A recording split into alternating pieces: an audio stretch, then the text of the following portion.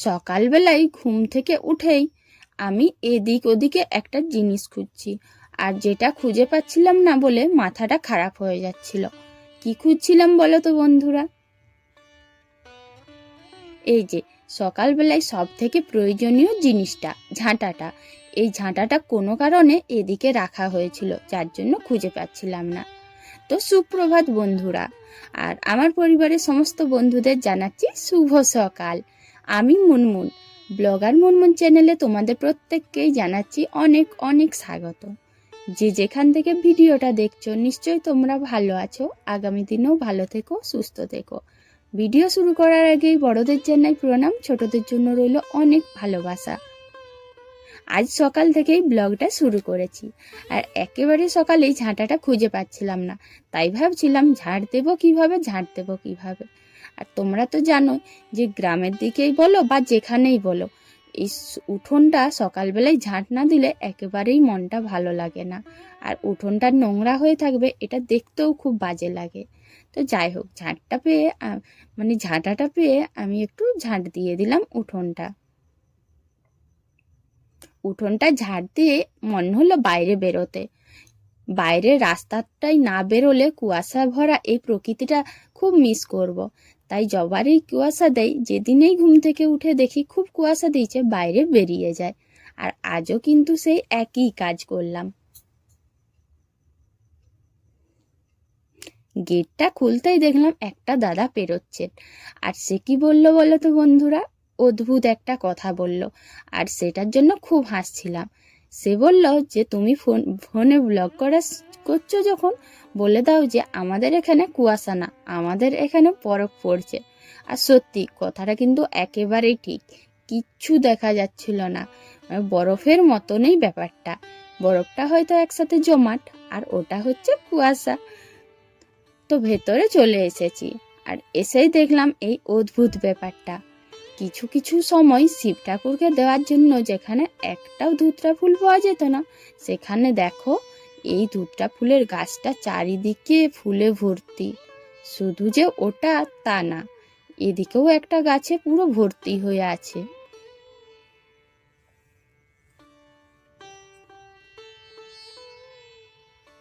যাই হোক, অনেক ঘোরাঘুরি তো হলো, প্রকৃতি দেখা হলো, কিন্তু বাড়ির বাসি কাজকর্ম এখন তো সেইগুলো করতে হবে।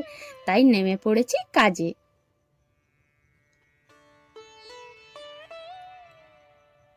এখন উনুনটা ভালো করে লেপে দিচ্ছি। জানো তো বন্ধুরা, উনুন হচ্ছে আমাদের মা লক্ষ্মী। আর বলা হয় না, রান্নাঘর উনুন এগুলো হচ্ছে লক্ষ্মী। এখানেই আমাদের সংসারে সমস্ত সুখ শান্তি বজায় থাকে। এই ঘরটাকে সবসময় ভালো রাখতে হয়। কিন্তু আমাদের মতন মধ্যবিত্ত গরিবদের বাড়িতে এটা তো সম্ভব না যে খুব সাজিয়ে গুছিয়ে রাখবো সুন্দর পরিপাটি। তবুও মাটির রান্নাঘর হোক আর যেমনই হোক, তার মধ্যে যতটুকু পারি নিজে সাজিয়ে গুছিয়ে রাখার চেষ্টা করি। সব সময় উনুনটা আর এই জায়গাটা গোবর মাটি দিয়ে লেপে পরিষ্কার পরিচ্ছন্ন রাখি। যার যেমনই রান্নাঘর হোক, সেটাকে খুব সুন্দর করে পরিষ্কার রাখতেই হয়। গোছানোটা তোমার উপর নির্ভর করে তুমি কোথায় কি রাখবে, কিন্তু পরিষ্কার সেটা অবশ্যই করতে হবে। আর মাটির উনুন কোনো সময় কিন্তু ফাঁকা রাখতে নেই। কোনো খাবার করলে তারপর কিন্তু উনুনটায় গোবর অবশ্যই দিতে হবে। আর সকালে তো একটুও কোনোদিন মিস করা চলবে না।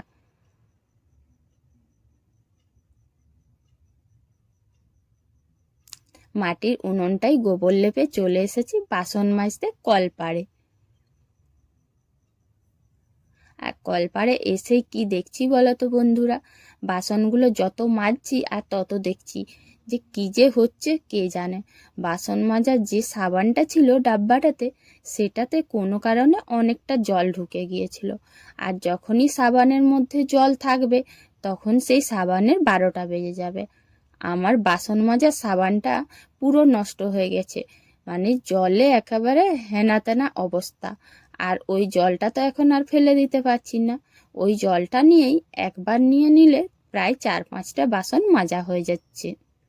বাসনের মাজার এই যে সাবানটা ছিল, ওটা পুরো গলে ঘেঁটে গেছে।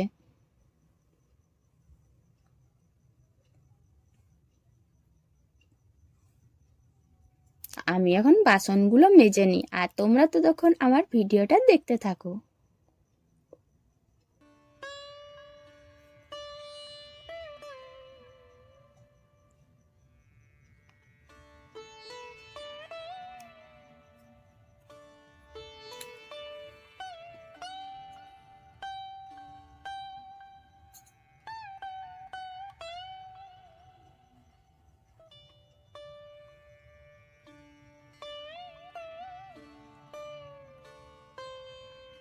বাসনগুলো আমার মাজা হয়ে গেছে, এখন ধুয়ে নিচ্ছি। আর জানো তো বন্ধুরা, বাসনগুলো যত ধুচ্ছি এদিক ওদিক তাকাচ্ছিলাম, তো দেখছি যে না, কাকিমারাও ওঠেনি আর বাড়িরও কেউ ওঠেনি। তাই চটপট চটপট করে আমারও কাজগুলো হয়ে যাচ্ছে। একদিকে ভালোই হচ্ছে, একা একা কাজ করতে বেশ ভালো লাগে। আর কেউ পেলেই তখন একটু আধটু কথা বলতে যেয়ে আরও টাইম নষ্ট হবে। আর সকালের টাইমটা একেবারেই নষ্ট করতে চাই না, কারণ সকালের বাসি কাজকর্মের সাথে সাথে ছেলের পড়াশোনার দায়িত্বটাও আমাকে দেখতে হয়। বাসনগুলো মেজে নেওয়ার পর এই যে সসপ্যানটা একটু বেশি পুড়ে গিয়েছিল, তাই ওটাও মেজে নিলাম।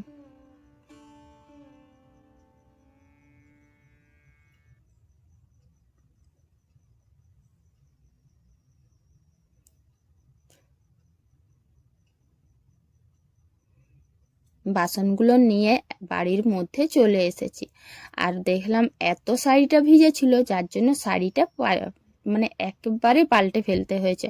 শাড়িটা অন্যদিন অল্প ভিজলেও রেখে দিই, কিন্তু আজ আর রাখা গেল না। আর বাগানে এসেছি কি কারণে বলো তো বন্ধুরা? এই যে এই কাজটা করতে, মানে যে কাজটা আমি জীবনেও করব বলে ভাবিনি বা স্বপ্নেও ভাবিনি, আর আজ পর্যন্ত আমি যে কাজটা করিনি, আজকে সে কাজটা আমাকে করতে হচ্ছে। বাড়ির কাজকর্ম করে ছেলেকে পড়িয়ে তারপর দেখলাম যে উনুনে রান্না করব, অথচ কাঠ নেই। আর উনুনের যদি জ্বালানি না থাকে তাহলে রান্না হবে কি করে? আর বাড়ির সবাই কি না খেয়ে থাকবে? সেই জন্য উনুনের জ্বালানি নিতে চলে এসেছি বাগানে। আর বাগানে কাঠ কুড়োবো ভেবে এসে দেখলাম না, এখানে তো অনেক কাঠ জড়ো করা আছে। আর এই কাঠগুলো একটু সাজিয়ে গুছিয়ে যদি ভেঙে ভেঙে নিই, তাহলে অনেকগুলোই কাঠ বেরোবে। তাই আমি এখন কাঠ কুড়োতে চলে এসেছি। কাঠগুলো বেশ শুকনো ছিল, শুকনোর থেকে বেশি এটা অনেকটাই মোটা ছিল, তাই এই ডালটা একটু ভেঙে নিলাম। সরু সরু যে ঝাঁটি কাঠগুলো হয়, সেইগুলোর মধ্যে যদি মোটা কাঠ পাই তাহলে কত ভালো লাগে। আর এই কাঠটা ভাঙার পর দেখলাম না, ওপর দিকটা বেশ শক্ত। আর বেশ শক্ত মানে কি, এখনো ভেজা রয়েছে। আর ভেজা হলে তো ধোঁয়া হবে, তাই ওটা রেখে দিলাম। অন্যান্য যে শুকনো কাঠগুলো ছিল, এখন সেগুলোই ভেঙে নিচ্ছি।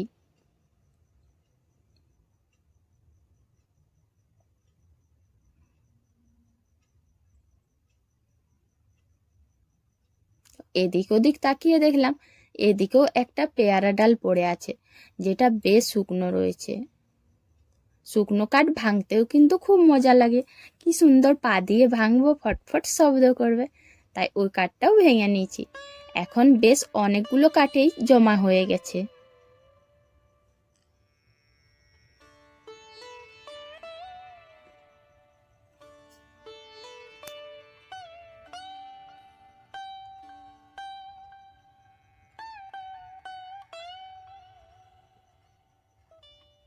জানো তো বন্ধুরা, কাঠ তো কুড়িয়ে নিয়েছিলাম, কিন্তু এটার তো দড়ি নেই, তো এতগুলো কাঠ আমি কিভাবে বাঁধবো? তাই এই যে কলা মাংসগুলো, এগুলো সরু সরু জায়গাগুলো বাদ দিয়ে, পাতাগুলো বাদ দিয়ে, ভেতরের যে সরু জায়গাটা থাকে সেইগুলো একসঙ্গে দড়ির মতো বেঁধে দিয়েছি। আর দড়ির মতো বেঁধে এখন কাঠগুলো বেঁধে দেবো। সংসার করতে গেলে প্রয়োজনে এই সমস্ত ছোটোখাটো বুদ্ধিগুলো করতে হয়। তবে হ্যাঁ, এটা একমাত্র বিয়ের পরেই বুদ্ধিটা বেরিয়েছে, কারণ জীবনেও এগুলো তো ভাবিনি যে করতে হবে। আর তাছাড়া বিয়ের আগে এরকম খারাপ পরিস্থিতিতে পড়তেও হয়নি। তো যে কাজটা জীবনে করিনি বা করব বলে মনেও করিনি, আজ সেগুলো করতে হয়। আর তাতে কি করার আছে, সংসার করতে গেলে তো ছোটোখাটো বিষয়গুলো একটু মেনে নিতেই হবে। এদিকে দেখো রান্নার জন্য আমার কাঠ রেডি হয়ে গিয়েছে।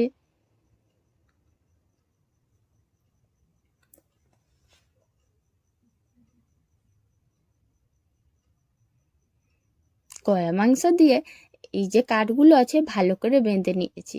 এখন এগুলো বাড়ি নিয়ে চলে যাব।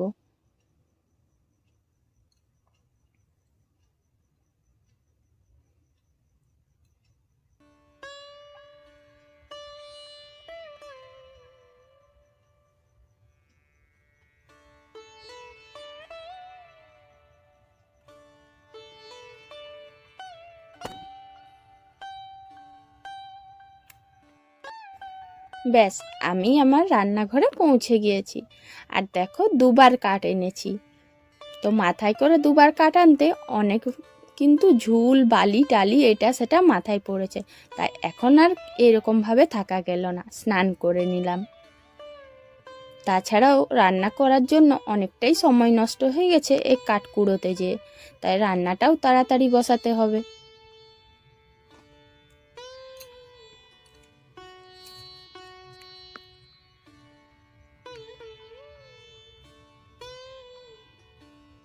সকাল থেকে দুটো শাড়িয়েই মানে এটা সেটা করে আমার নোংরা হয়ে গেল, আর জল লাগলো, তাই দুটো শাড়ি পাল্টেছিলাম বলে এগুলো কেচে নিয়েছি।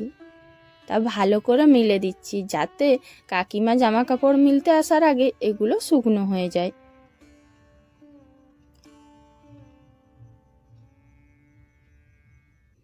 এখন রান্নাঘরে চলে এসেছি রান্না করতে। আর দেখো বন্ধুরা, ভাত রান্না করতে করতে উনুনটার এদিকটা কীরকম উপরের গোবরগুলো উঠে গেছে, মানে মাটিটা ছেড়ে গিয়েছে। আর এটাই হয় জানো তো, এই যে ছোট ছোট টুকরো টুকরো কাঠগুলো যদি রান্না করি, এই কাঠগুলো দিয়ে রান্না করতে গেলে উনুনের চারিপাশটা অনেকটাই ছেড়ে ছেড়ে যায়। সে যাই হোক, রান্নাটা তো আজ করতে পারছি এই কাঠগুলো দিয়ে, এটাই যথেষ্ট। আর আজকে কি রান্না করছি বলো তো বন্ধুরা, এই যে লাউ দিয়ে তরকারি। আর লাউ আলু, তবে হ্যাঁ এটা শুধু লাউ তরকারি না, এটা কি হচ্ছে বলো তো, মুগ ডাল দিয়ে তরকারিটা করছি। আর লাউয়ের তরকারি যদি মুগ ডালটা ভেজে বসানো হয়, এটার গন্ধটাও যেমন সুন্দর হয়, এটা স্বাদটাও ভালো লাগে। আমি যেভাবে করছি এইভাবে কিন্তু তোমরা অবশ্যই করতে পারো, আর একদিন এইভাবে রান্না করে খাবে, তোমাদেরও ভালো লাগবে।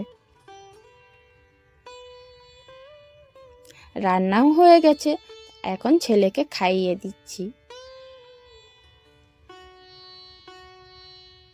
ছেলেকে একটু জোর করেই খাওয়াতে হচ্ছে, কারণ ও বলল আজকে খিদে নেই, আজকে খিদে নেই। তো কি যে হয়, আজ দুদিন ধরেই দেখছি ভাত খাওয়ার আগে বলে খিদে নেই। ভাতও খাওয়া দাওয়া হয়ে গেছে, এখন বাসনগুলো মাজবো। কিন্তু দেখলাম যে একটা পায়রা এসে ঘোরাঘুরি করছে, আর প্রতিদিন পায়রাগুলোকে তো চাল দেওয়া হয়, আজ দেওয়া হয়নি, তাই এখন বাসন মাজা বাদ দিয়ে এদেরকে চাল দিয়ে দিচ্ছি। আর এরা বেশ মন ভরে খাচ্ছে। তো বন্ধুরা, আজকের ব্লগটা তোমাদের কেমন লাগলো? যদি ভালো লেগে থাকে তাহলে অবশ্যই কিন্তু একটা কমেন্ট করো, একটা লাইক করো। আর আরও যদি ভালো লেগে থাকে তাহলে সাবস্ক্রাইব করে দিয়ে পাশে থেকো। এরকম গ্রামের ব্লগ পেতে হলে অবশ্যই কিন্তু আমার চ্যানেলটাকে সাবস্ক্রাইব করে পাশে থাকবে। আর আজ এখানেই শেষ করছি, পরের দিন আবার দেখা হবে নতুন একটা ব্লগ নিয়ে। তো